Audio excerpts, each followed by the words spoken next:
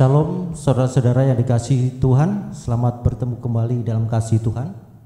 Pagi ini kita akan mulai ibadah kita dan kita akan naikkan satu pujian. Ku bersyukur padamu Tuhan atas kasih-Mu.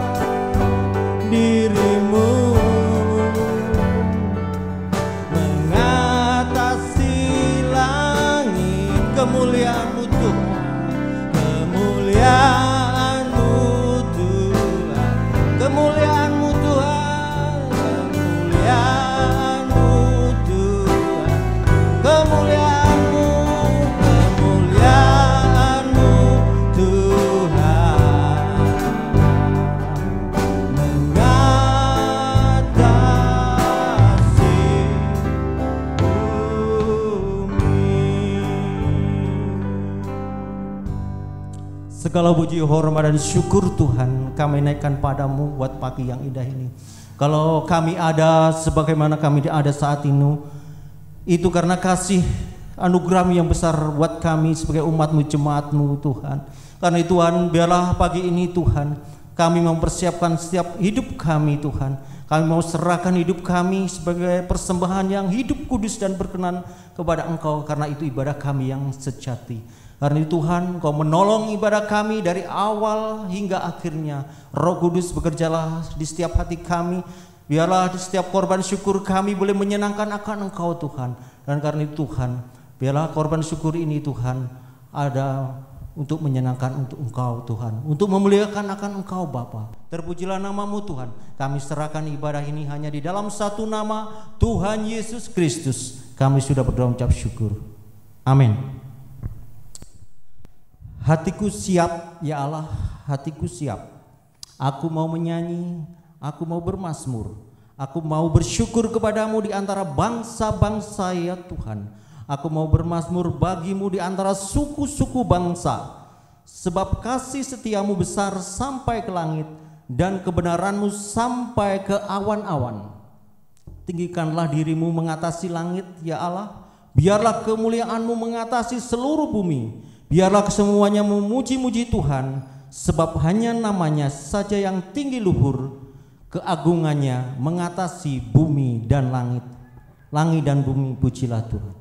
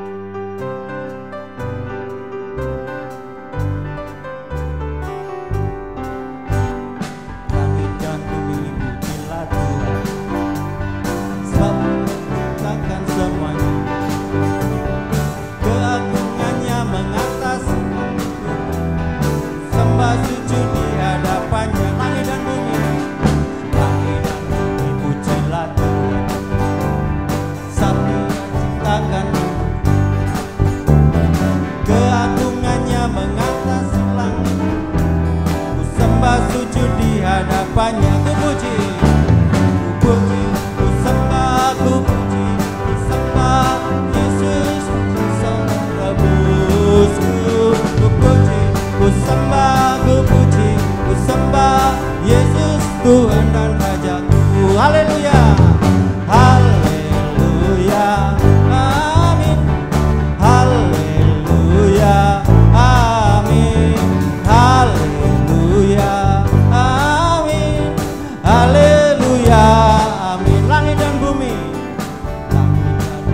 pujilah Tuhan, sebab Dia ciptakan semuanya.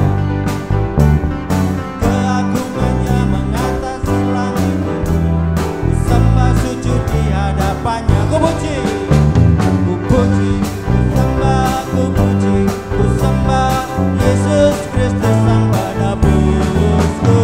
Ku puji, ku sembah, ku puji, ku sembah Yesus Tuhan dan Rajaku. Haleluya, haleluya, amin.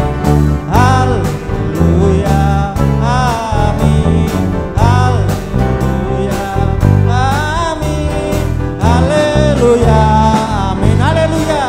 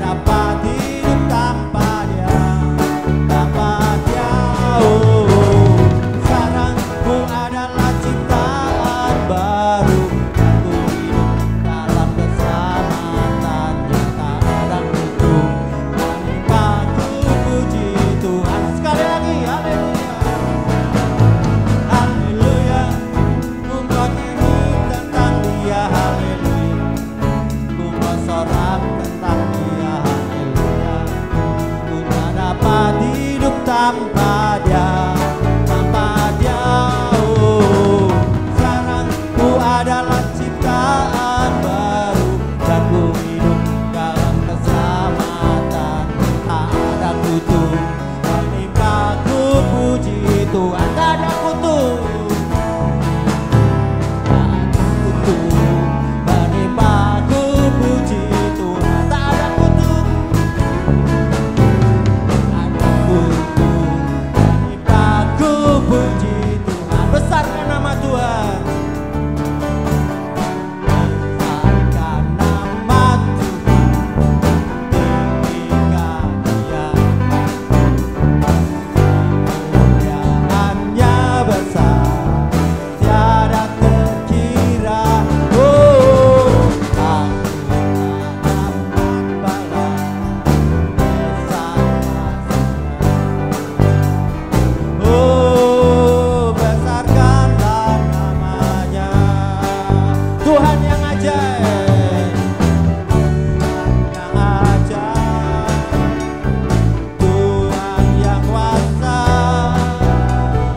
Tuhan yang menolong hidupku. Tuhan yang ajaib, Tuhan yang ajaib, Tuhan yang kuasa, jiwaku ditebus oleh-Nya. Besarkan nama Tuhan. Besarkan nama Tuhan, tinggikan Dia. Haleluya. Kemuliaannya besar, tiada terkira. Oh, aku tak dapat balas besar kasih-Nya. Oh, besarkanlah namanya. Tuhan yang ajaib, Tuhan yang ajaib, Tuhan yang kuasa, Tuhan yang menolong hidupku. Tuhan yang ajaib, Tuhan yang kuasa,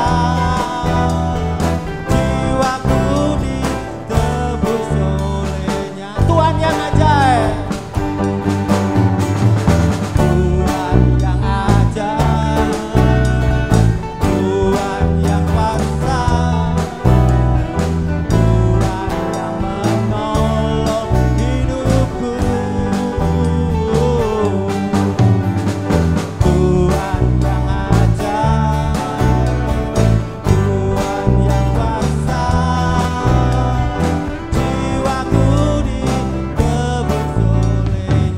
jiwaku ditebus oleh-Nya. Jiwaku ditebus oleh-Nya. Jiwaku ditebus oleh-Nya. Jiwaku ditebus oleh-Nya. Jiwaku ditebus oleh-Nya.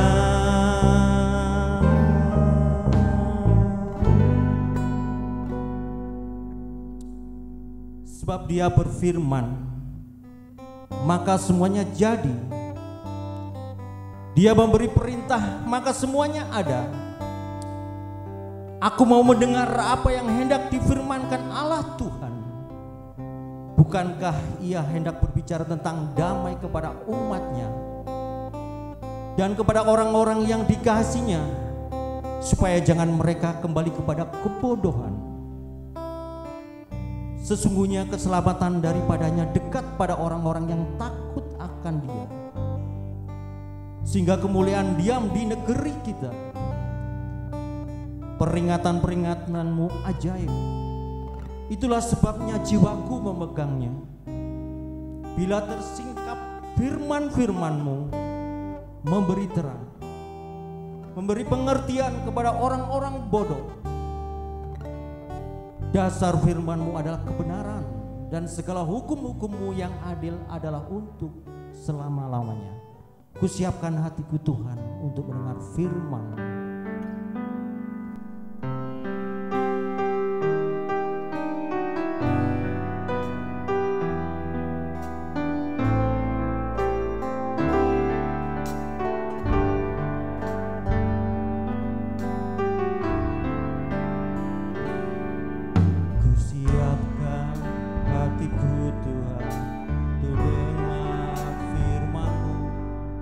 saat ini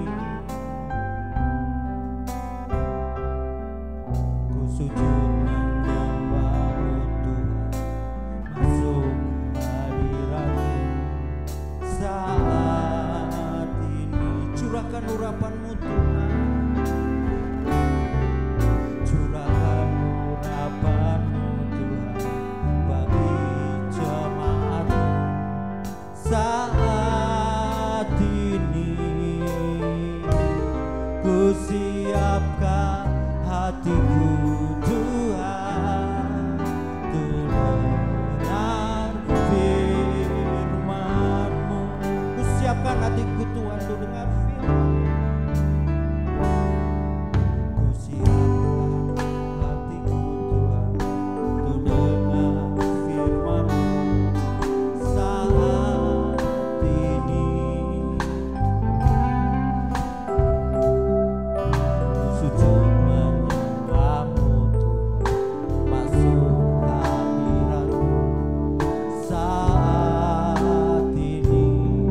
Curahkan urapan-Mu Tuhan, curahkan urapan-Mu Tuhan bagi jemaat-Mu saat ini. Ku siapkan hatiku Tuhan, untuk dengar firman-Mu. Firman-Mu Tuhan, tiada berubah. Firman-Mu Tuhan, tiada berubah.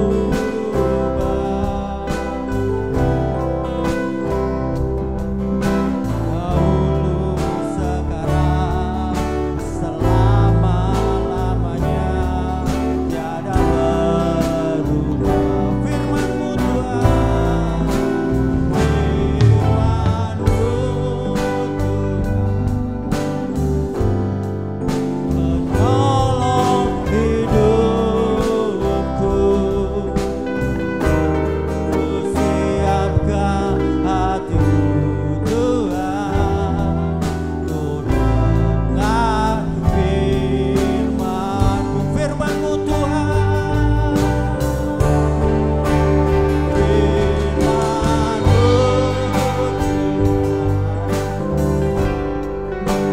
tiada berubah. Dahulu, sekarang, selama-lamanya, tiada berubah. Kata yang percaya, firman-Mu Tuhan penolong hidup. Firman-Mu Tuhan, menolong hidupku. Ku siapkan hatiku Tuhan, untuk dengar firman-Mu. Sekali lagi, firman-Mu Tuhan, firman-Mu Tuhan, haleluya, tiada berubah.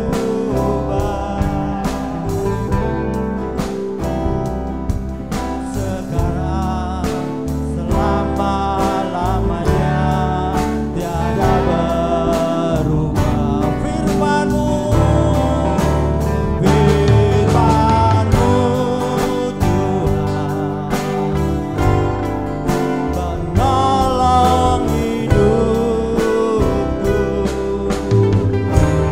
Ku siapkan hatiku Tuhan, untuk dengar firman-Mu. Ku siapkan hatiku Tuhan, ku siapkan hatiku Tuhan, ku siapkan hatiku Tuhan, ku siapkan hatiku Tuhan, untuk dengar firman-Mu.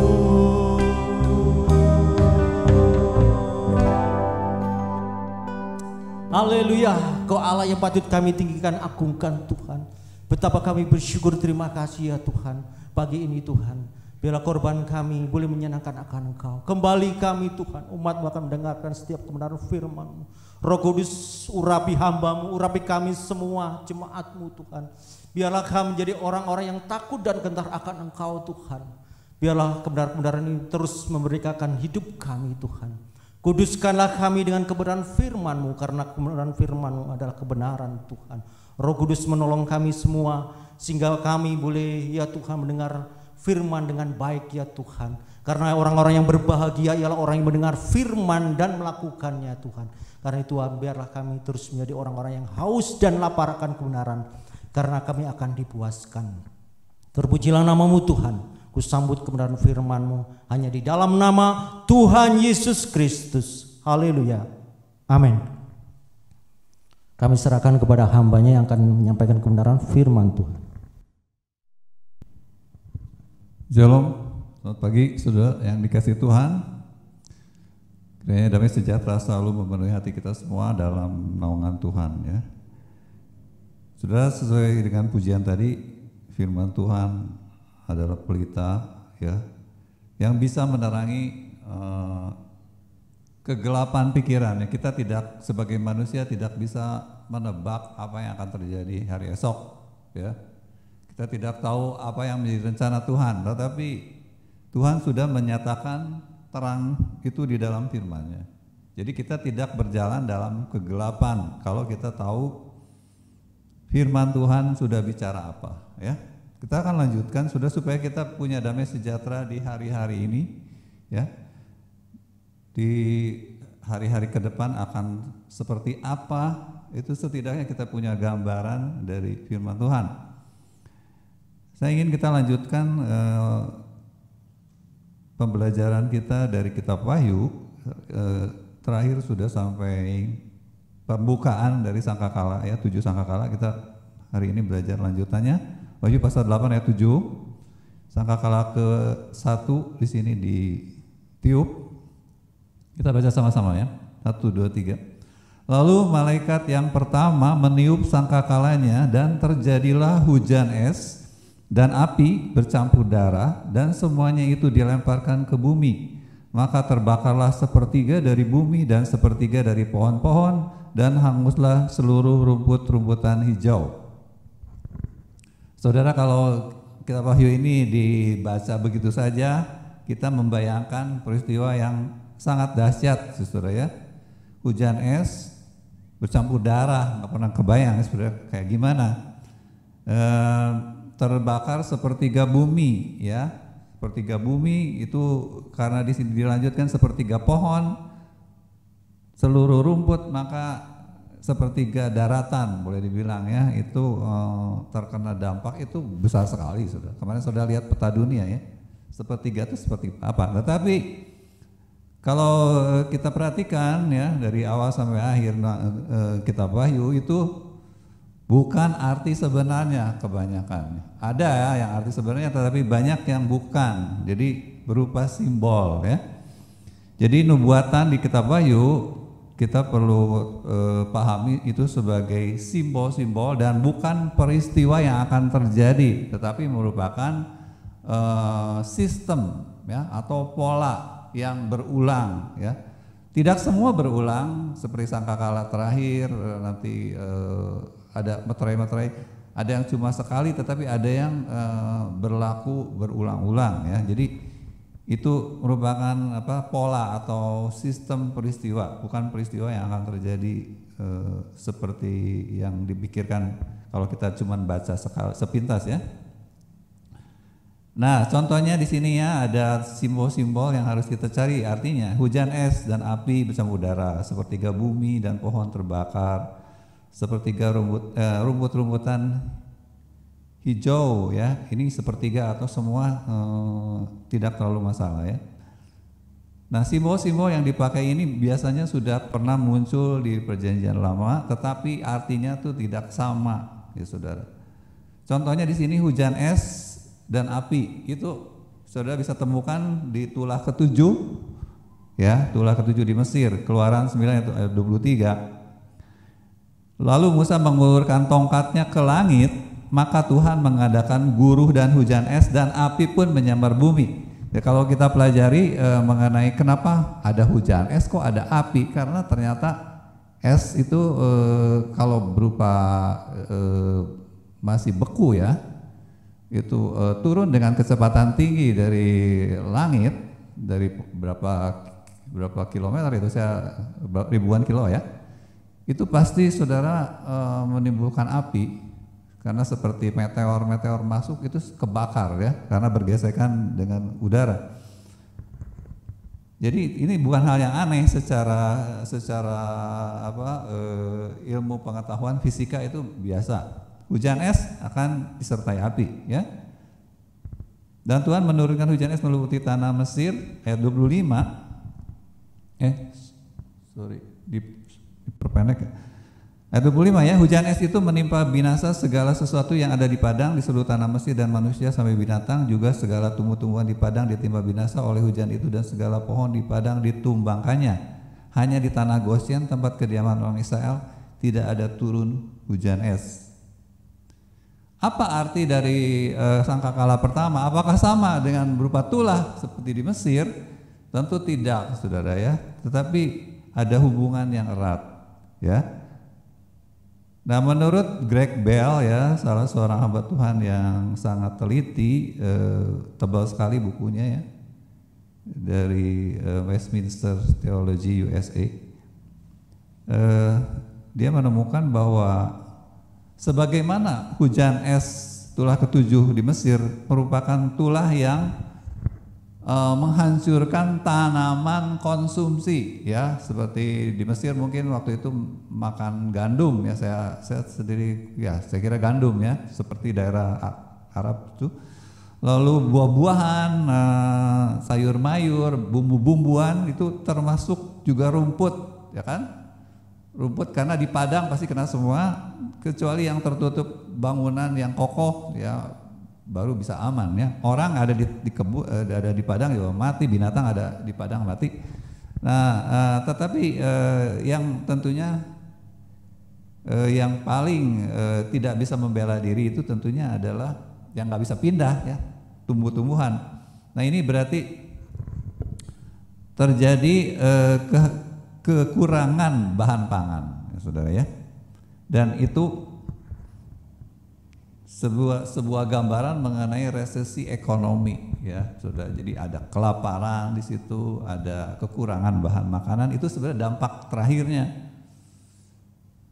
terjadi resesi ekonomi. Dan contoh lain yaitu di Meterai ketiga ya, waktu Wahyu pasal 6 ayat 6.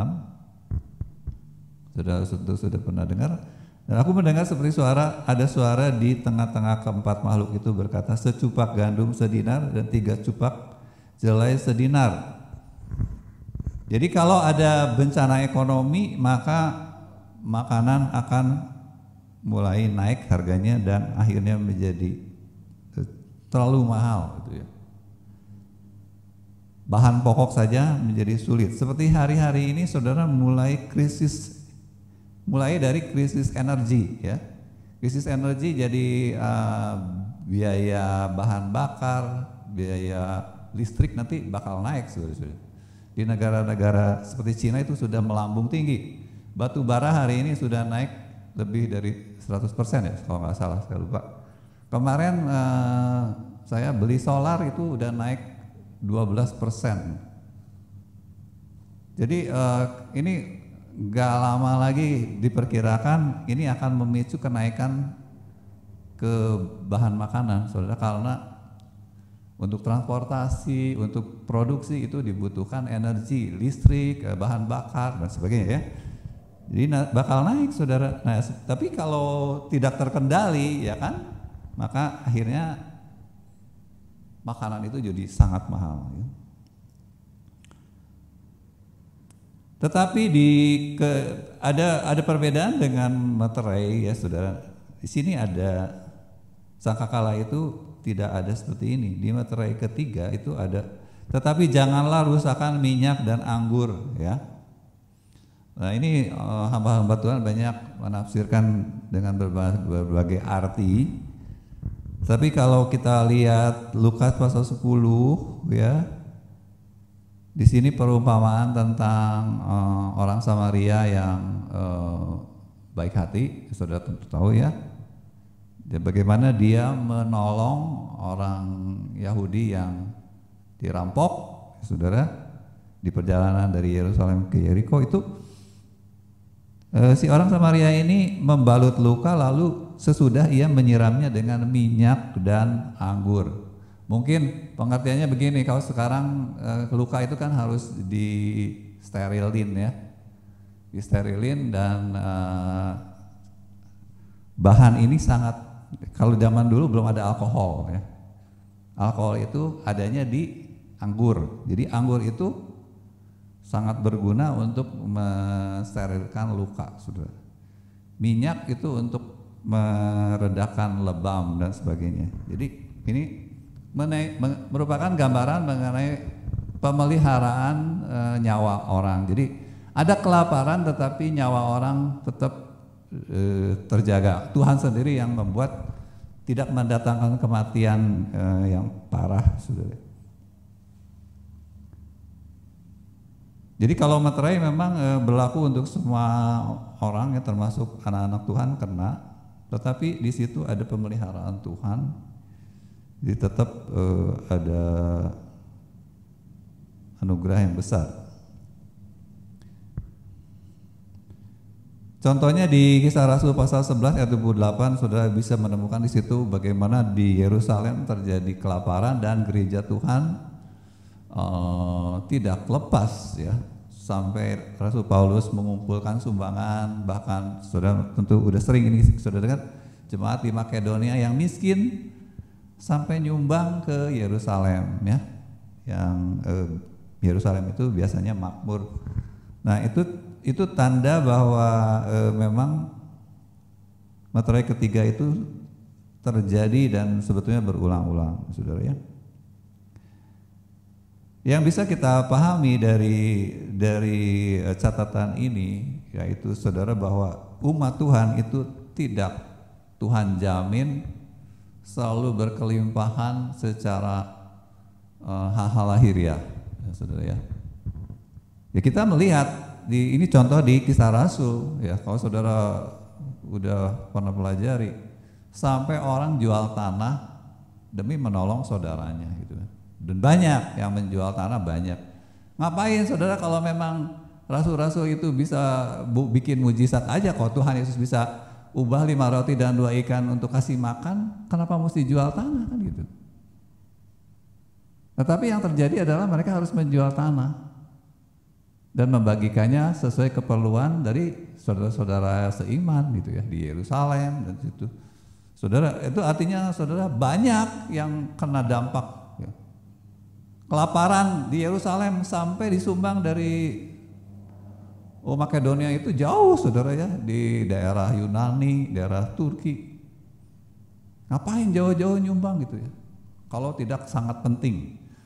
Nah ini gambaran saudara, umat-umat Tuhan itu di dunia itu tidak semuanya dalam kondisi makmur ya.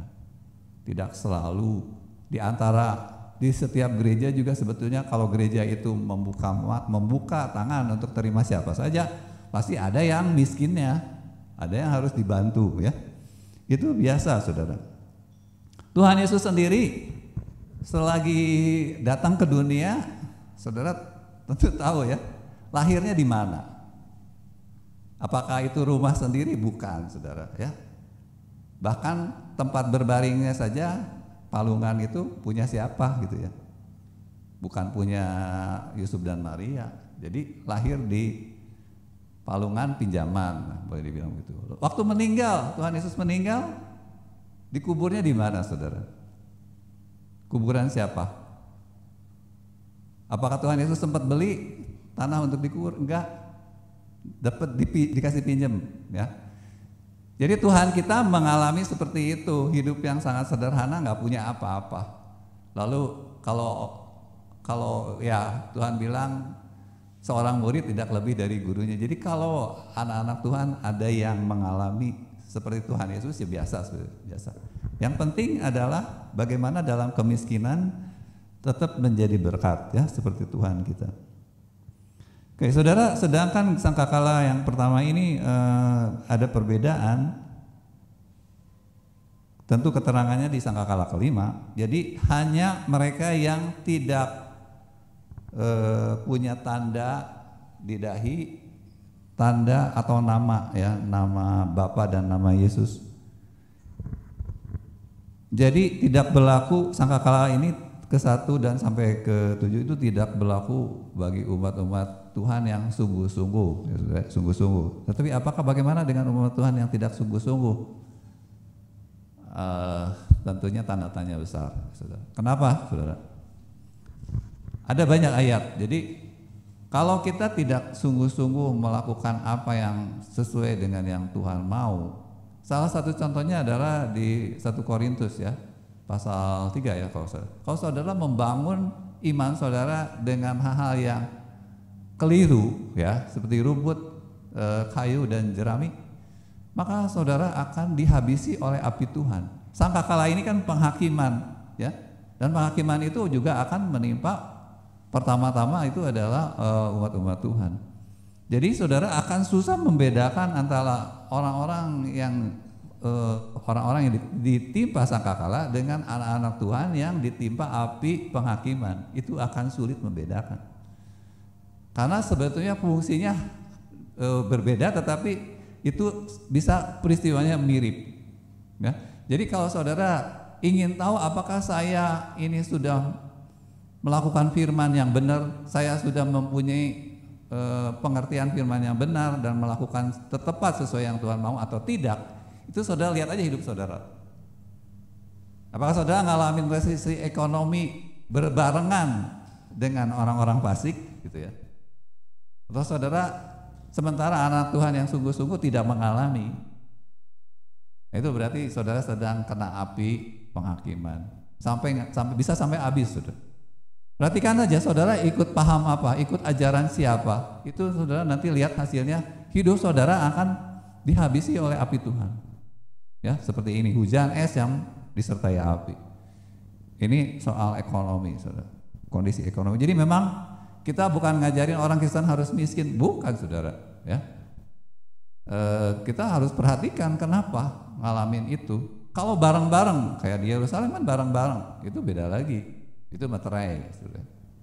Tetapi kalau saudara sendiri, cuma sendiri yang ngalamin gitu ya, yang lain mah pada diberkati Tuhan, kan ada turun naiknya ya, ekonomi anak-anak Tuhan juga. Nah itu kita perlu perhatikan kenapa gitu ya, kenapa mengalami banyak masalah dalam secara ekonomi misalnya, itu berarti ada yang salah. Lalu saudara, kenapa sangkakala ini hanya untuk orang-orang fasik, untuk orang-orang yang menganiaya gereja? Karena ada firman yang dilanggar, saudara. Seperti contohnya janji Tuhan kepada Yakub, ya, kepada bangsa Israel, dan di mana gereja itu adalah Israel sejati. Maka firman ini berlaku, saudara. Diberkatilah orang yang memberkati engkau, terkutuklah orang yang mengutuk engkau. Saudara bisa temukan di Bilangan dan Kejadian, itu berkat untuk Israel, untuk Yakub sebetulnya. Yakub mewakili seluruh Israel, tetapi merupakan simbol. Sekali lagi, perjanjian lama itu simbol. Sebetulnya janji ini adalah untuk gereja, karena Israel sejati adalah gereja Tuhan. Jadi kalau ada orang menganiaya gereja, maka saudara, dia sebetulnya terkutuk.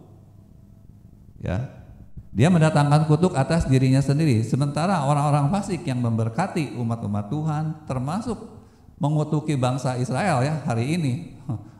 Bangsa Israel itu tetap biar gimana juga hukum janji ini tetap berlaku, saudara. Walaupun Israelnya tidak sejati ya, tapi mereka merupakan bagian dari perjanjian yang Tuhan sudah sebutkan. Jadi kalau ada, kita tuh nggak boleh saudara ikut-ikutan mengutuki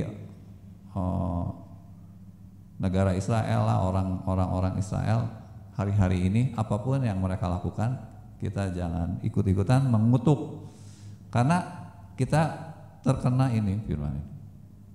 Jadi saudara, sebagai umat-umat Tuhan, kita sebetulnya tidak perlu membela diri, tidak perlu marah, lalu apalagi membalas dendam dengan melakukan hal yang sama. Serang masjid, serang vihara, serang apalagi pokoknya rumah-rumah ibadah yang agama lain yang mempersekusi misalnya.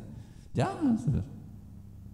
Karena itu Tuhan sudah punya aturannya dan Tuhan tidak tinggal diam. Ya, itu saudara. Yang pertama sangkakala ke-1 itu, dan lalu sangkakala kedua ayat 8, Wahyu pasal 8 ayat 8. Lalu malaikat yang kedua meniup sangkakalanya dan ada sesuatu seperti gunung besar yang menyala-nyala oleh api dilemparkan ke dalam laut. Dan sepertiga dari laut itu menjadi darah, dan matilah sepertiga dari segala makhluk yang bernyawa di dalam laut, dan binasalah sepertiga dari semua kapal. Nah, ini juga simbol ya saudara. Saudara ingin menemukan di perjanjian lama bicara tentang apa sebetulnya gunung besar ya, menyala-nyala oleh api dilempar ke laut. Ini ada di Yeremia misalnya saudara ya, tentang pemusnahan Tuhan atas Babel. Yeremia 51 ayat 25. Sesungguhnya aku Tuhan menjadi lawanmu, hei gunung pemusnah ya. Saudara baca di situ, di atasnya itu judulnya adalah pemusnahan Babel ya. Hei gunung pemusnah, disebutnya gunung pemusnah. Kenapa? Nanti ya, baca di bawahnya. Demikianlah firman Tuhan yang memusnahkan seluruh bumi. Gunung pemusnah yang memusnahkan seluruh bumi. Jangan firman Tuhan yang memusnahkan seluruh bumi ya. Baca Alkitab harus hati-hati ya. Jadi gunung pemusnah ini memang memusnahkan seluruh bumi. Aku akan mengacungkan tanganku kepadamu. Perhatikan saudara, menggulingkan engkau dari bukit batu dan membuat engkau menjadi gunung api yang telah padam. Sudah perhatiin sama enggak ya? Wahyu 8 ayat 8 ya. Gunung besar menyala-nyala oleh api ya, lalu dilempar ke laut. Gunung menyala-nyala lalu masukin ke laut, ngapain saudara? Padam. Jadi sama ya, menjadi gunung api yang telah padam. Jadi ini mirip sekali ya. Dan saudara bisa saudara lihat ini tambahannya ya, Yeremia 51 ayat 63 sampai 64a. Apabila engkau selesai membacakan kitab ini, maka ikatkanlah sebuah batu kepadanya, lalu lemparkanlah ia ke tengah-tengah sungai Efrat sambil berkata, beginilah Babel akan tenggelam dan tidak akan timbul-timbul lagi oleh karena malapetaka yang kudatangkan atasnya ya. Jadi sangkakala kedua adalah bicara tentang kekuatan-kekuatan besar yang bisa mempengaruhi, bahkan bisa merusak seluruh dunia. Merusaknya bukan secara fisik tetapi secara mental, pikiran ya, tentunya secara keselamatan atau dengan keberdosaan, sudah seperti itu ya. Di Wahyu 18 ayat 21 ini juga kalau kita baca ini bicaranya sama, ya saudara ya. Dan seorang malaikat yang kuat mengangkat sebuah batu sebesar batu kilangan lalu melemparkannya ke dalam laut, katanya, perhatikan, demikianlah Babel, kota besar itu akan dilemparkan dengan keras ke bawah dan ia tidak akan ditemukan lagi. Babel lagi yang diomongin. Jadi ini Babel ini saudara bukan Babel Babilonia, tetapi simbol dari kekuatan-kekuatan yang ada di dunia. Ya, kekuatan-kekuatan besar, saudara, kekuatan-kekuatan super, ya, yang sebetulnya muncul terus-menerus dan ditenggelamkan, muncul, tenggelamkan, muncul, tenggelam. Jadi ini bukan sekali, saudara ya, karena Babel yang lama udah nggak ada, ya. Nebukadnezar kan udah sebelum wahyu ini disampaikan sudah nggak ada. Jadi Babel yang mana gitu ya. Roma sudah pernah menjadi Babel. Ini cocok nanti ya, ada di situ ada 7 gunung. Roma itu di atas 7 gunung, gitu. Cocok semuanya. Nah sekarang Babel yang sekarang tentunya beda lagi. Ya. Di setiap zaman tertentu ada Babel muncul lalu ditenggelamkan oleh Tuhan. Apakah kekuatan-kekuatan besar ini? Kita bisa temukan sebetulnya jawabannya di 3 pasal ya saudara ya. Pertama adalah Wahyu pasal 12. Nah, saya nggak akan terangin yang ini, mungkin di khotbah berikutnya ya. Wahyu pasal 12 ini bicara tentang naga yang adalah iblis. Ya, saya lewatin dulu ya. Karena kalau ngomongin iblis, ini bukan urusan kita, jadi urusan Tuhan. Kita nggak bisa ngapa-ngapain ya terhadap iblis. Tetapi ada dua hal yang berikutnya, kekuatan turunannya atau iblis lalu siapa gitu ya. Yang berikutnya adalah kekuatan politik. Saudara, itu di Wahyu 13. Sorry, 2 pasal ya, pasal Wahyu 12 dan 13. 13 awal ayat 1 sampai 10. Itu binatang pertama itu sebetulnya simbol dari kekuatan politik. Apakah kita perlu belajar ini? Perlu, sudah perlu. Makanya jangan mikir yang enggak dulu ya. Perhatiin karena ini wahyu ini ditulis untuk zaman sekarang. Kalau saudara baca mungkin membingungkan ya. Kenapa ceritanya seperti ini gambarnya? Lalu aku melihat seekor binatang keluar dari dalam laut bertanduk 10 ya. Ini gambar macannya di situ ya. Binatang keluar dari dalam laut, tanduknya 10, kepalanya 7 ya. Di atas tanduknya itu terdapat 10 mahkota. Jadi 10 tanduk, di setiap tanduknya ada mahkotanya. Dan kepada kepalanya tertulis nama-nama hujat. Binatang yang kulihat itu serupa macan tutul, ya itu di situ juga ya. Totol-totol. Kakinya seperti kaki beruang. Mulutnya seperti mulut singa. Jadi aumannya kencang ya. Dan naga itu tadi yang di Wahyu pasal 12 itu memberi kepadanya kekuatannya. Bayangin saudara, iblis memberikan kekuatan kepada binatang ini. Ini bukan binatang beneran, nggak akan ada saudara binatang kepalanya 7 ya. Tanduknya 10. Tanduknya 10 gimana ya? Kepala 7, tanduk 10. Kebayangin ya? Tanduknya gimana itu? Ya. Memberikan kekuatan kepadanya kekuatannya dan tahtanya dan kekuasaannya yang besar. Ingat ya saudara di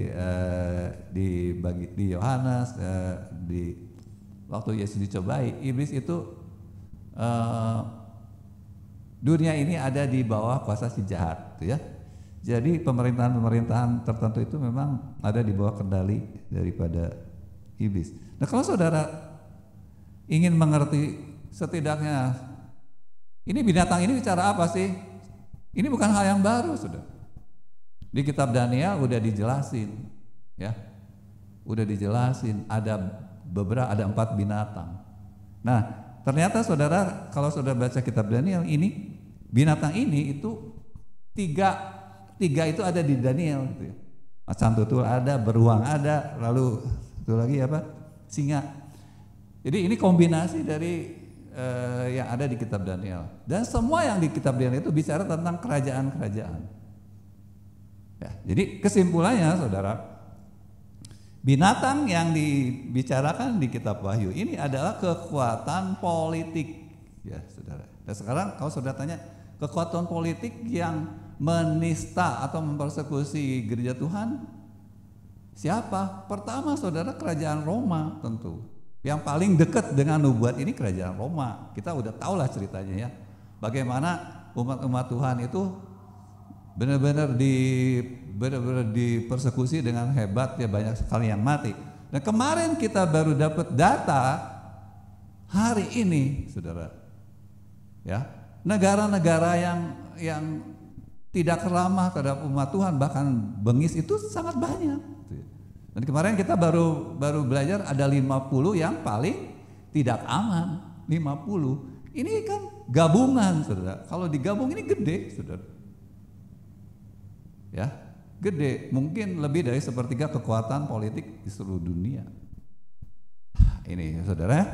Jadi sangkakala kedua ini sebetulnya artinya apa? Akan ditenggelamkan. Jadi kekuatan-kekuatan politik yang menganiaya gereja itu akan ditenggelamkan oleh Tuhan. Saudara perhatikan, Roma sudah tenggelam, Hitler juga tenggelam. Hitler itu sangat benci orang Kristen. Walaupun belum sempat dia menghabisi orang Kristen ya, baru orang Yahudi, tetapi dia sangat benci orang Kristen karena ajaran Kristen itu tidak sesuai dengan paham dia. Nah, tetapi Tuhan kan bisa, Saudara. Tuhan bisa bikin tenggelam. Lalu sekarang kita tidak tahu negara-negara mana. Cina, saya yakin sedang menuju ditenggelamkan oleh Tuhan. Kita tidak tahu caranya bagaimana. Ya, Indonesia sama, Saudara. Negara-negara di Arab sudah hancur, ya, Saudara. Sudah hancur. Mereka yang mempersekusi orang Kristen itu hancur, Saudara. Ya, Saudara udah tahu lah bagaimana ISIS menghancurkan semuanya. Seolah-olah caranya dihancurkan sendiri ya, tetapi sebenarnya itu bukan pekerjaan manusia, Saudara. Pekerjaan Tuhan.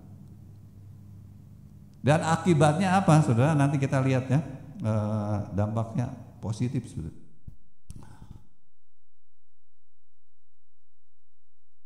Oke, kalau kita baca keterangan-keterangan di misalnya ayat 3 dan ayat 4 di mana kekuatan politik itu disembah. Kalau di Roma itu memang kaisar-kaisar itu kan disembah seperti Tuhan.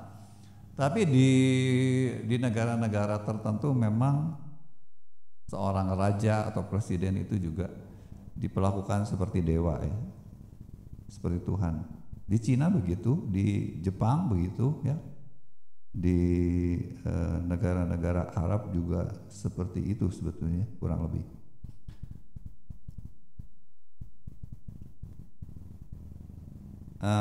Saya tidak akan baca semuanya ya. Mungkin langsung ke ayat 7 ya. Ayat 7. Dan ia, Saudara, binatang kekuatan politik ini diperkenankan oleh Tuhan untuk berperang melawan orang-orang kudus.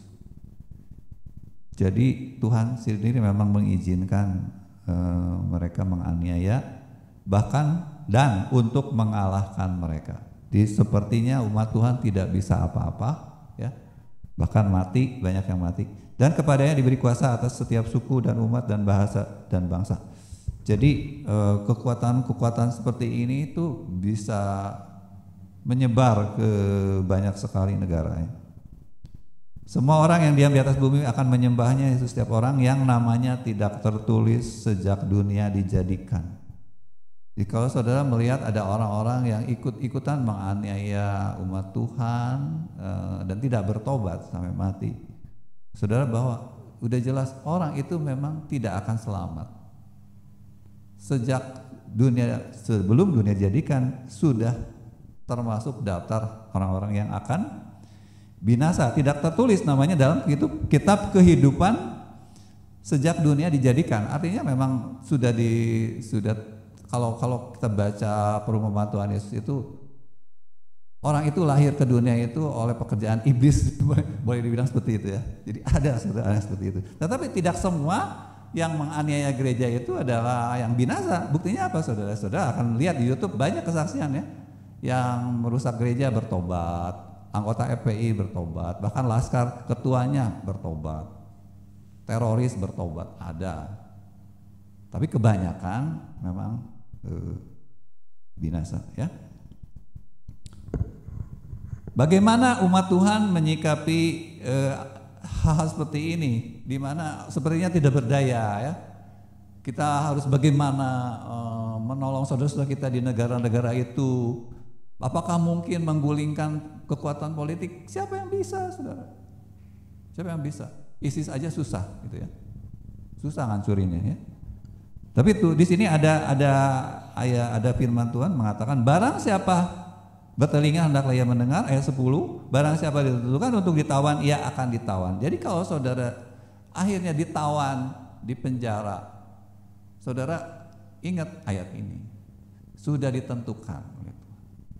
Kalau saudara bisa mati karena aniaya dan saudara memberitakan Injil, maka saudara sebetulnya sudah ditentukan untuk mati syahid.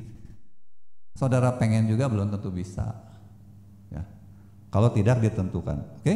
Untuk yang ditentukan untuk dibunuh dengan pedang, ya harus dibunuh dengan pedang. Yang penting di sini, nah ini ya ayat 10, ialah ketabahan dan iman orang-orang kudus. Jadi orang-orang Kristen harus siap, ya, harus punya ketabahan dan iman.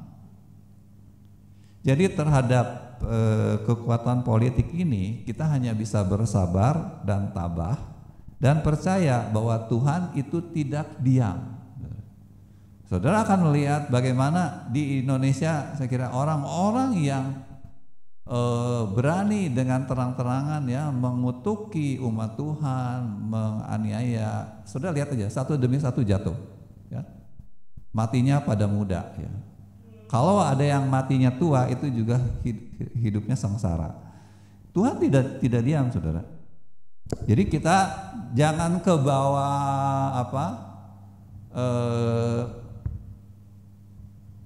seolah-olah kita juga harus berpolitik untuk menjatuhkan kekuatan-kekuatan ini. Hati-hati, saudara, lalu masuk partai-partai yang akhirnya kejebak di situ, ya.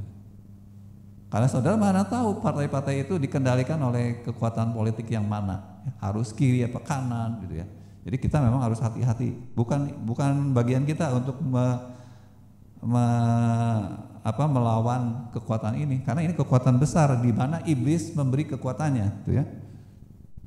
Yang kedua, saudara, Wahyu 13 ayat 11 sampai habis adalah binatang kedua. Ini kalau saudara perhatikan, ini binatangnya beda banget. Ya, aku melihat seekor binatang lain keluar dari dalam bumi, bertanduk dua sama seperti anak domba, dan ia bicara seperti seekor naga. Nah, ini binatangnya tidak, penampilannya saudara imut, ya, seperti anak domba, seperti Yesus. Oke, jadi ini simbol apa? Simbol kekuatan agama. Ya, saudara. Kita ngomong hari ini kekuatan agama itu luar biasa, saudara. Ya, sebetulnya malahan jadi seperti yang menjadi kekuatan politik yang besar juga. Agama, saudara, yang mengendalikan. Tapi penampilannya, saudara, seperti lemah, seperti anak domba. Tapi kalau bicara seperti seekor naga, perkataannya itu nggak bisa dibantah. Saudara tahu sendiri, bisa nebak ya, agama yang mana yang seperti itu. Oke? Nah, kalau kita baca ayat-ayat berikutnya, memang ini simbol semua, ya. Seluruh bumi dan penghuninya menyembah binatang. Itu bukan berarti semua orang, tapi artinya saudara banyak dan dianggap kekuatan yang besar, karena sangat banyak, saudara, yang menjadi pengikutnya itu sangat banyak. Oke? Tanda-tandanya apa? Sebetulnya bukan tanda-tanda yang ajaib, saudara, tetapi kekuatan, ya, bisa seolah-olah ini dari Tuhan. Itulah yang membuat banyak pengikutnya, ya, saudara. Ini saya nggak bisa bicara banyak tentang ini, kekuatan agama ini, karena ini sangat sensitif. Kalau saudara ingin tahu lebih banyak, nanti ngobrol aja sama saya. Jangan yang direkam di YouTube. Ada banyak, saudara, yang bisa dibicarakan tentang kekuatan agama ini, dan kalau kita ngobrol ini pasti saudara akan manggut-manggut. Oh, ternyata luar biasa, ya, seperti yang dikatakan di Wahyu. Dan saudara perlu tahu, di sini ada keterangan yang seringkali dibicarakan, ya. Jadi di sini soal patungnya itu siapa, ya? Patung itu bisa berbicara. Yang tidak menyembah patung itu dibunuh. Ini ayat 15, ya. Lalu ayat 16, orang besar, orang kecil, kaya miskin, mereka diberi tanda pada tangan dan dahi. Ini bagaimana para pengikut agama ini, saudara, begitu fanatik, ya. Pikiran dan perbuatan itu sengaja dipamerkan, penampilan dipamerkan sebagai pengikutnya, gitu ya, dengan bangga. Dan akibat dari kita bukan beragama itu, kita mengalami kesulitan ekonomi. Di sini tidak seorang pun dapat membeli atau menjual selain daripada mereka yang memakai tanda. Artinya mereka punya kekuatan untuk mempersekusi, membuat diskriminasi, ya. Yang penting di sini ayat 18 Barang siapa yang bijaksana, baiklah ia menghitung bilangan binatang itu, karena bilangan itu adalah bilangan seorang manusia dan bilangannya ialah 666. Nanti ini bisa ketemu nih, 666 ini ketemu ya. Jadi kekuatan agama, dan bisa dicek nanti namanya itu 666. Oke? Nah, kekuatan agama ini disebutkan di bagian lain ya. Kenapa bisa disimpulkan kekuatan agama? Kan itu binatang, anak domba, tidak diceritakan apa-apa. Ada, saudara. Wahyu pasal 16 misalnya ada 3 ayat ya. Wahyu pasal 16 ayat 13, Wahyu 19 ayat 20, Wahyu 20 ayat 10. Di situ diterangkan mengenai 3 kekuatan yang disebutkan tadi. Itu pertama naga, yaitu setan atau iblis. Yang kedua adalah binatang pertama yang kita tadi artikan kekuatan politik. Yang ketiga yang kita sebut kekuatan agama, itu disebut dengan jelas di dalam ayat-ayat itu, yaitu ya, misalnya Wahyu 16 ayat 13. Dan aku melihat dari mulut naga dan dari mulut binatang dan dari mulut nabi palsu. Itu sudah naga Wahyu 12, mulut binatang pertama yaitu kekuatan politik, dan dari binatang kedua dari mulut nabi palsu. Siapa lagi nabi palsu gitu ya. Sudah tinggal sedikit mikir ketemu, oke? Keluar 3 roh najis yang menyerupai katak. Untuk mengenali kekuatan agama nabi palsu ini yang mana, di sini dikatakan yang penting ialah hikmat. Jadi saudara tinggal pelajari aja ajarannya, pelajari ketemu, karena ajaran-ajarannya itu penuh dengan hal-hal yang najis. Saudara ya, disebut keluar 3 roh najis yang menyerupai katak, menjijikan. Jadi saudara sebenarnya sangat sederhana, Alkitab sudah kasih tanda, okay? Jadi jangan aneh lah saudara ya. Jadi jangan boleh-boleh saja mengartikan wahyu ini sebagai nanti antikris yang akan datang lalu memerintah 3,5 tahun. Oh saudara perhatikan 3,5 tahun ini diulang-ulang ya. Naga 3,5 tahun, lalu binatang 3,5 tahun. Di Daniel sudah 3,5. Jadi 3,5 tahun ini sebenarnya bukan bicara tentang satu waktu tertentu hanya di situ, enggak, berulang. Seperti ada pembatasan waktu oleh Tuhan, tidak boleh terlalu lama menganiaya secara luar biasa.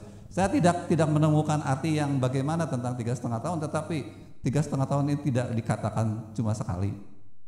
Saudara baca Wahyu pasal 12, itu naga 3,5 tahun, dan saya menemukan itu waktu penghancuran Yerusalem dan Bait Allah itu sudah terjadi ya. 3,5 tahun binatang itu bukan nanti, menurut saya sudah dan berulang-ulang. Oke? Nah, jadi 666 ini sebetulnya sudah ada gitulah ya. Kalau mengacu kepada kekuatan agama ya. 66 ini kan kekuatan agama. Bukan binatang yang sebelumnya ya. Itu oke saudara. Nah, lalu bagaimana keterangan mengenai sangkakala kedua ini, Tuhan melakukan apa? Ya saudara, tadi sudah jelas kekuatan ini ditenggelamkan. Artinya orang-orang. Jadi gini, saudara, kekuatan yang paling besar di balik itu adalah iblis, ya kan? Iblis memberi kekuatannya kepada pemimpin-pemimpin politik, gitu kan? Lalu yang berikutnya adalah pemimpin-pemimpin agama. Tapi siapa yang memberi kekuatan? Iblis. Dan oleh bantuan iblis, pengikutnya sangat banyak, kekuatan politiknya juga luar biasa. Tetapi Tuhan akan menenggelamkan semuanya. Artinya satu demi satu kekuatan ini akan orang-orangnya mati. Ya, iblis belum, tetapi orang-orang kan akan dibinasakan, ditenggelamkan. Kerajaan ditenggelamkan, ya. Negara-negara yang diktator dibuat berhenti kediktatorannya. Dan lalu kan Cina udah ya, masa-masa komunis sudah lewat, sekarang belum habis tapi tidak tahu bagaimana Tuhan akan menghabisi ya. Lalu di Alkitab sendiri saudara, cara Tuhan itu misalnya waktu Herodes ya, sudah di Kisah Rasul 12 ayat 1 saya bacakannya 1, 2, 3. Kira-kira pada waktu itu Raja Herodes mulai bertindak dengan keras terhadap beberapa orang dari jemaat. Ia menyuruh membunuh Yakobus saudara Yohanes dengan pedang. Ketika ia melihat bahwa hal itu menyenangkan hati orang Yahudi, Ia melanjutkan perbuatannya itu dan menyuruh menahan Petrus. Waktu itu hari raya roti tidak beragi. Saudara tahu ceritanya, Petrus di penjara, lalu tiba-tiba malamnya dibebaskan oleh malaikat ya, sudah. Dan Herodes marah karena Petrus yang mau dimatiin selanjutnya, saudara. Petrusnya hilang. Ya. Itu saudara baca aja nanti di rumah ya. Jadi ayat 19, Herodes menyuruh mencari Petrus tetapi ia tidak ditemukan. Lalu Herodes menyuruh memeriksa pengawal-pengawal itu dan membunuh. Jadi pengawalnya sampai dibunuh gara-gara Petrusnya hilang. Berikutnya saudara ayat 21, pada suatu hari yang ditentukan Herodes mengenakan pakaian kerajaan lalu duduk di atas tahta dan berpidato kepada mereka dan rakyatnya bersorak membalasnya, ini suara Allah dan bukan suara manusia. Dan seketika itu juga ia ditampar malaikat Tuhan dan karena ia tidak memberi hormat pada Allah, ia mati dimakan cacing-cacing. Ayat 24 perhatikan saudara. Maka firman Tuhan makin tersebar dan makin banyak didengar orang. Jadi Tuhan tidak diam. Para penganiaya ini akan ditenggelamkan. Ketika ditenggelamkan, maka orang-orang mempunyai keberanian memberitakan Injil lebih lagi dan banyak lagi yang diselamatkan. Jadi saudara, ini dua hal yang sepertinya tuh selalu berdampingan, aniaya dan lalu pertobatan yang lebih banyak. Jadi saudara, sepertinya memang kita harus rela ya melihat hal seperti ini terus terjadi.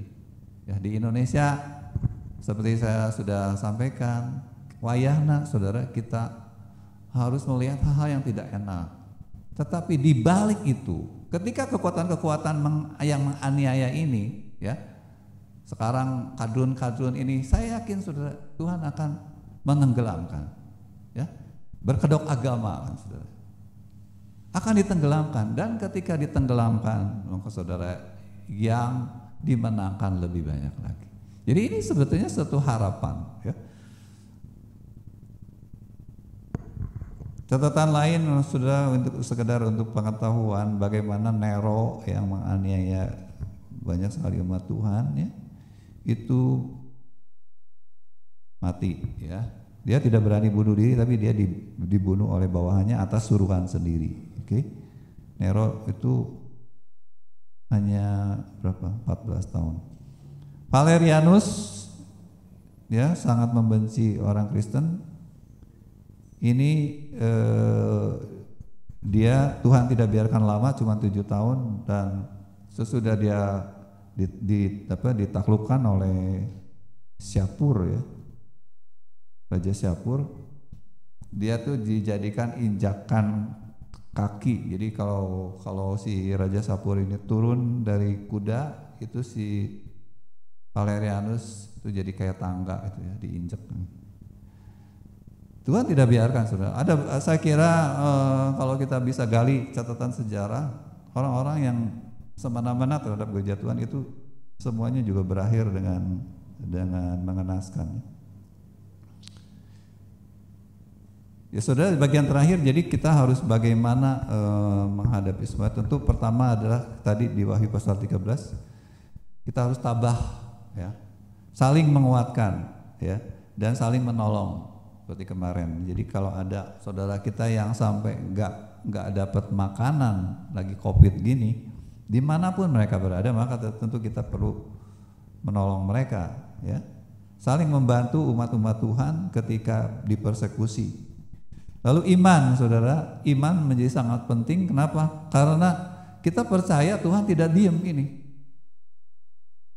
Semua yang terjadi seolah-olah buruk, seolah-olah jahat, seolah-olah semena-mena, tetapi Tuhan berkata dalam firman-Nya Roma pasal 8, Tuhan itu selalu bekerja di dalam segala perkara untuk mendatangkan kebaikan bagi orang yang mengasihi Dia.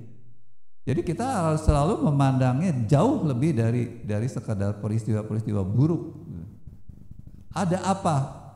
Kebaikan apa yang akan didatangkan Tuhan lewat peristiwa seburuk ini, gitu ya. Selalu begitu. Itulah iman yang saudara harus miliki. Termasuk saudara bagaimana di dalam hidup sekarang saudara setiap hari Jangan alergi lalu menjadi patah semangat. Kalau saudara mengalami banyak masalah yang datang dari luar, ya, yang bukan sebetulnya jangan yang karena kebodohan saudara, ya, karena saudara tidak melakukan firman, karena saudara masih melakukan dosa-dosa, itu jadinya bias. Tapi ini mas saudara sudah melakukan firman tetapi tetap datang banyak masalah. Jangan negatif, jangan putus asa, gitu kan? Miliki hikmat, miliki pengetahuan firman mengenai cara Tuhan bekerja. Maka saudara akan melihat mujizat di setiap masalah yang saudara hadapi, ya. Yang kedua adalah memiliki hikmat. Jadi pengertian seperti yang hari ini kita pelajari salah satunya, dan lalu harus bagaimana itu, ya. Ayat terakhir kita akan baca, ya, Kolose pasal 3 ayat 16. 1, 2, 3. Hendaklah perkataan Kristus diam dengan segala kekayaannya di antara kamu, sehingga kamu dengan segala hikmat mengajar dan menegur seorang akan yang lain, dan sambil menyanyikan mazmur dan puji-pujian dan nyanyian rohani, kamu mengucap syukur kepada Allah di dalam hatimu. Ya, jadi saudara, ibadah-ibadah kita itu jangan cuma sekedar ibadah, ya, yang tidak terlalu saudara anggap penting di zaman sekarang ini, gitu ya. Saudara merasa sudah cukup punya hikmat. Tidak mungkin kalau saudara tidak sungguh-sungguh ingin memiliki hikmat dengan segala kekayaannya, ya.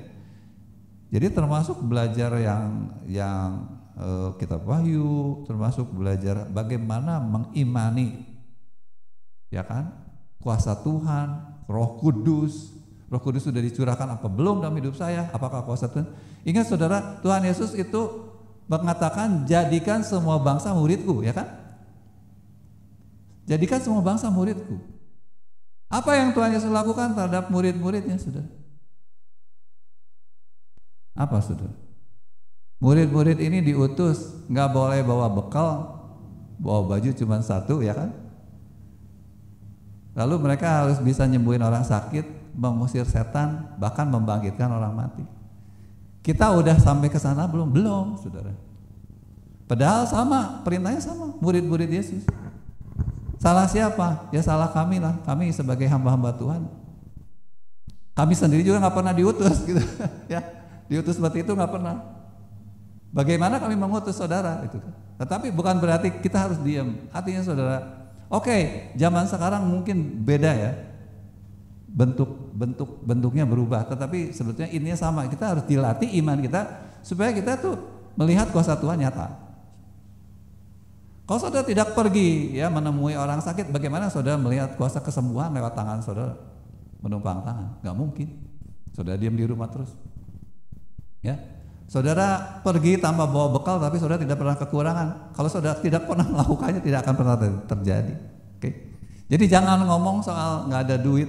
Saudara, kalau kita melihat cara Tuhan bekerja itu ajaib. Jadi karena mengandalkan kuasa. Nah, itu perlu dilatih. Latihannya bagaimana? Saudara dilatih dengan masalah-masalah yang kecil dulu. Masalah dalam urusan cari nafkah, masalah dalam urusan rumah tangga, urusan mendidik anak, ya, urusan bertetangga, itu dulu. Lihat mujizat, saudara. Jangan selalu selesaikan masalah itu dengan kekuatan manusia. Saudara tidak akan melihat hikmat dari cara Tuhan mendidik iman saudara dengan masalah. Jadi masalah itu datang sebagai cara untuk mengkatrol, ya, mendongkrak supaya imannya naik. Itu dengan melihat kuasa Tuhan. Jadi kalau saudara tidak mengerti, saudara anggap ini masalah ini seharusnya tidak usah terjadi, mengeluh, dan lalu saudara dengan pusing lalu minta tolong orang diselesaikan dengan cara seperti dunia melakukannya. Saudara tidak akan belajar apa-apa. Oke? Jadi sebetulnya iman saudara itu harus tumbuh Saudara, yang di rumah ada orang-orang yang belum diselamatkan, entah itu anak, menantu, orang tua, peduli amat mereka seperti apa, kelakuannya sejelek apa. Saudara harus mengimani seisi rumahmu akan diselamatkan. Harus percaya.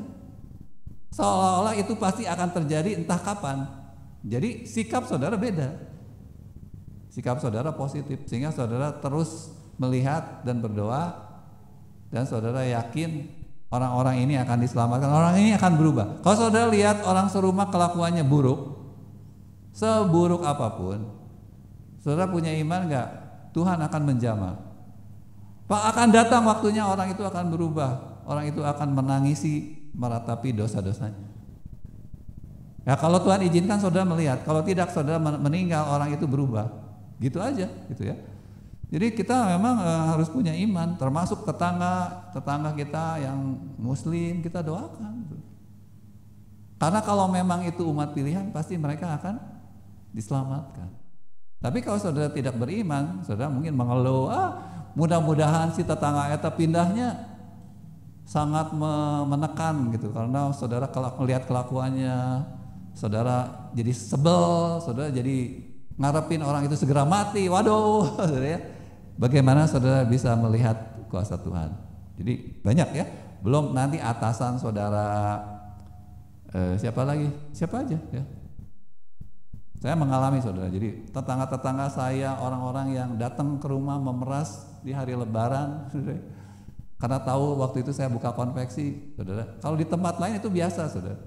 Mau Lebaran ada preman-preman datang minta duit, itu biasa. Tapi saya nggak pernah ngalamin, cuma sekali datang aja. Tapi nggak sempat ngasih duit, cuma dia ngancem gini, Bapak tuh harus jual sisa-sisa kain ke saya penguasa di sini. Dia bilang begitu, sudah. Waduh, saya lemes ya sudah hari itu.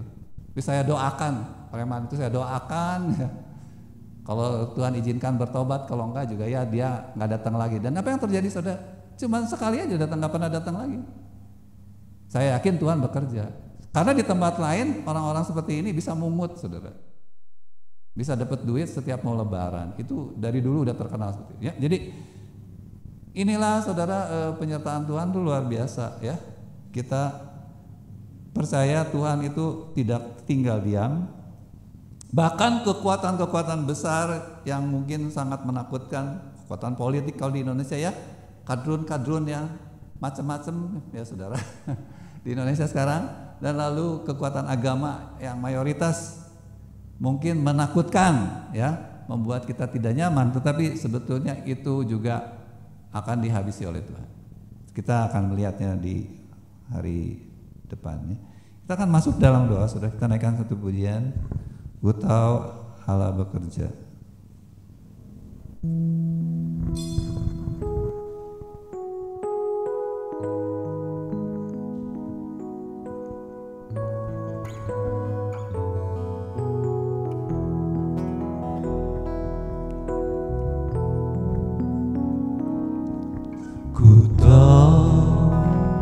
Allah bekerja,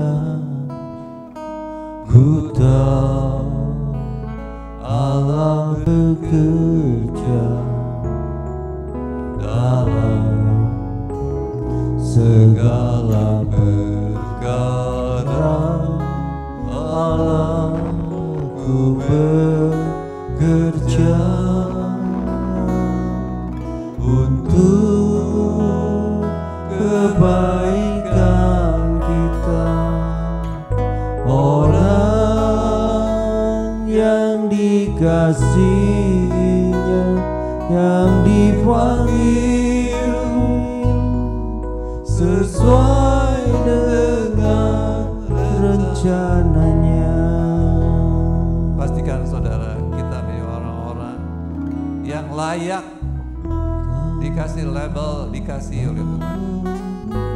Tuhan berkata, kalau engkau mengasihi aku, mintalah apa saja, maka Bapa di surga akan memberi. Saudara dapat memuji apakah saya mengasihi Tuhan atau tidak dengan menunjukkan iman. Mintalah solusi bagi setiap masalah saudara. mintalah ketentraman di dalam jiwa.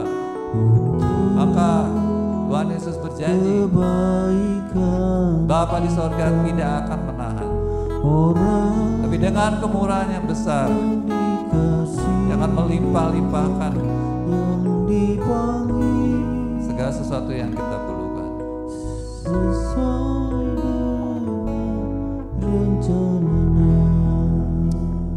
Terima kasih Bapa dalam surga buat firman-Mu. Ya Tuhan, walaupun kami tidak bisa melihat betapa ya Tuhan Engkau selalu berjaga dan selalu ya Tuhan ada dalam segala keadaan, dan tidak ada kekuatan lain yang boleh mengganggu anak-anak-Mu, umat-umat yang Kau kasihi. Sehelai rambut pun tidak akan Kau biarkan jatuh tanpa Engkau tahu sebelumnya.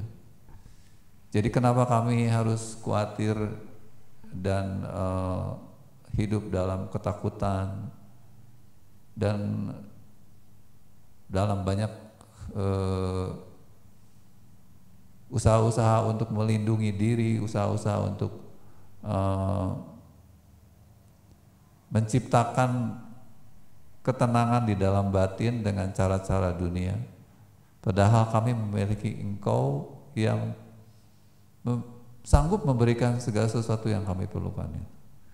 Terima kasih ya Bapa, kami mau serahkan saja pikiran dan hati kami ini supaya firman Tuhan itu menjadi damai sejahtera kami, menjadi hikmat ya Tuhan yang mendasari cara berpikir dan segala upaya kami di tengah-tengah kondisi dunia di mana ya Tuhan kekuatan-kekuatan besar itu memang Kau izinkan hadir di zaman kami hidup.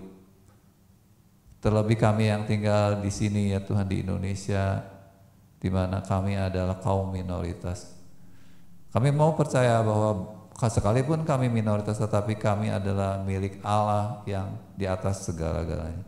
Karena kami mau serahkan terus ya Tuhan, dan supaya kami belajar di orang-orang yang mengimani segala sesuatu yang Kau sudah janjikan dan melihat kenyataan dari janji-Mu. Bagaimana kuasa Allah menyertai umat-umat Tuhan.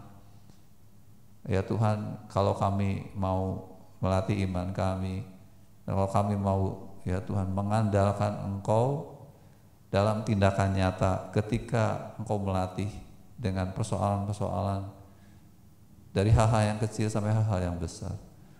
Terima kasih ya Bapak, kiranya Engkau menolong umat-umat-Mu untuk sungguh-sungguh mengerti bagaimana mempraktekkan iman dalam kehidupan sehari-hari, sehingga mereka memuji Engkau senantiasa karena melihat pertolongan demi pertolongan datang dalam hidup mereka. Di dalam nama Tuhan Yesus, amin. Kita akan berikan persembahan, menaikkan pujian di seluruh dunia Roh Allah bekerja.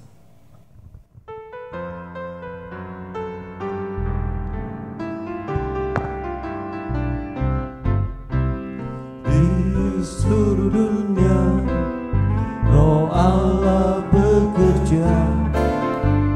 Di seluruh dunia seperti Nabi bersabda, haleluya. Di seluruh dunia ada ilham Roh yang heran tentang kemuliaan Tuhan, seperti air menutupi lautan. Di seluruh dunia Roh Allah bekerja. Di seluruh dunia seperti Nabi bersabda, haleluya. Di seluruh dunia ada ilham Roh yang heran tentang kemuliaan Tuhan, seperti air menutupi lautan. Ya Tuhan memberkati persembahan saudara baik yang di gereja maupun yang di rumah masing-masing. Kiranya Tuhan menolong kita terus ya, kita terus berdoa supaya bisa ibadah lagi. Tapi memang kita harus hati-hati karena kemarin juga banyak pembelajaran offline itu penyebaran virusnya naik lagi ya. Jadi memang kita harus terus berpersiapkan, yang masing-masing divaksin semua ya. Lalu kita gereja juga perlu ruangan dipersiapkan, tetapi mungkin harus sedikit bersabar. Nanti semua kita angkat bangkit berdiri, kita akan akhiri. Kita naikkan sekali lagi dan kita akan tutup dengan doa. Di seluruh dunia Roh Allah bekerja, di seluruh dunia, seperti Nabi bersabda, di seluruh dunia ada ilham roh yang heran tentang kemuliaan Tuhan, seperti air menutupi lautan. Saudara saya yang sangat dikasihi oleh Tuhan, terimalah berkat dari Allah Bapa yang berjanji akan mencurahkan kekuatannya, perlindungan. Tidak ada satupun yang bisa terjadi atas kita tanpa seizin Bapa. Iblis tidak dapat menyentuh orang-orang yang sungguh-sungguh mengasihi Allah.